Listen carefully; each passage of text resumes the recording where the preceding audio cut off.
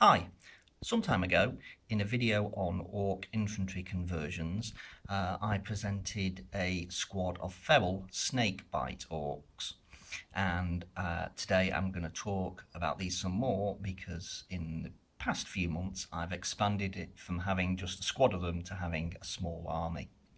Now this that you're looking at here is the squad I presented before, with one slight change, and that is the squad leader.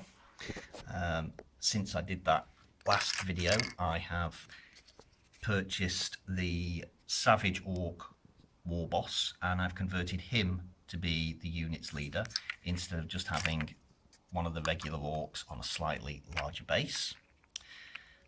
So that makes him stand out more. And the starting point of the army was basically to expand numbers of troops, and so for that I just got 2 more sets of Savage Orcs and 2 more of the War Bosses, and created 2 more squads. I've gone for a second squad with pistols and choppers. Again, War Boss converted to be the leader,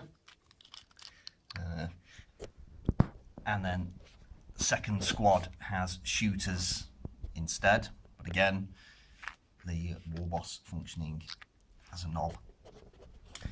And in addition to these, I just threw in a squad of Gretchen. Now the Gretchen didn't need converting, they were fine as they were, but the Runt Herd comes from one of the feral orcs I had left over because I was no longer using all 10 from the set for the boys squads, and I took parts from the Gretchen kit to just add on a Squig Hound. So there we have a Runt Herd that's in a matching style to the rest of the army. To give my army a leader, I took the War Boss figure from an Age of Sigmar Maw Crusher and mounted him on a scenic base. I don't normally use scenic bases, but on this occasion I really had to, because the pose of the figure means he leans backwards if you try and have him level. So I just took some rocks from bits of stone from the garden and piled those onto a base to give him a pose as if he's advancing down a rocky surface. Then, to give him more of a sci-fi look, he's got the twin-linked shooter from the Assault on Blackreach set Orc War Boss, some grenades, and a boss pole. To give the army some elites, I've added in a Knob squad, which have been created from some of the newer Age of Sigmar Orc figures. And for these, I've retained the large hand-to-hand combat weapons, which can just count as big choppers. And then for each of them, I've just added on a slugger, either holstered in the case of these 3, or these 2. I've actually got it in the hands instead. And the leader has a boss pole as well. In addition, you might notice the shoulder pads aren't the standard ones from those figures. Those also come from the 40k Orc Knob set. For fast attack, I have a squad of 5 Savage Orc Boar Riders, which count as war bikers. Again, these are pretty much a simple weapon swap on some Savage Orc figures, giving them some sluggers in place of some of their hand weapons. And then I've gone a bit further in that the war boars they are riding have twin-linked cannons mounted on them. With the cannons are made generally from spare parts, and then some bits of plastic card to look like the bracing. And where you've got something on the other side, these come from details in the Savage Orc kits again. To give the army some heavy support, I converted a battle wagon kit. And this took a bit more thought to make it look as if it properly belongs within a feral orc army, rather than just being a bit of a typical beat-up battle wagon. The most obvious difference between this and a standard battle wagon are the wheels at the back in place of tracks. These are just made from bits of balsa wood, crudely cut, to make it look like they've just been stuck on as an afterthought from whatever wreck the orcs salvaged this from. I've not got the standard turret on, that instead comes from a Lehman Russ tank, so it'll count as a boom cannon on there. I've decorated other parts you can see here with some balsa wood in place. I've also changed the way it's powered. and it's a big funnel with smoke coming out at the top.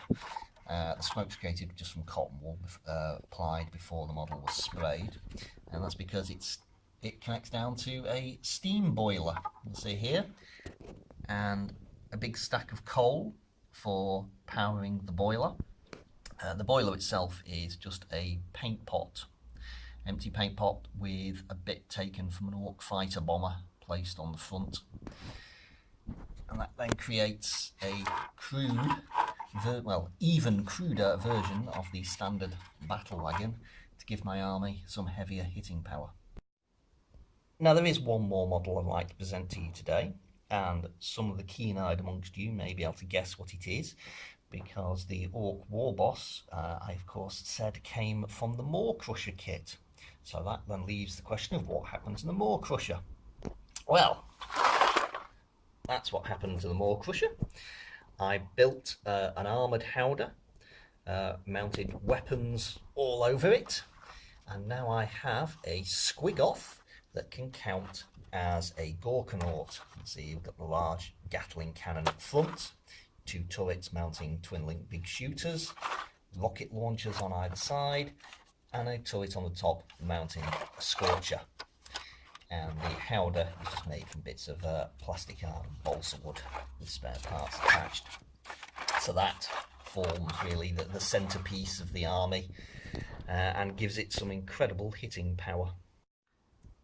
So that's the army in its entirety. It's really sort of a starting force.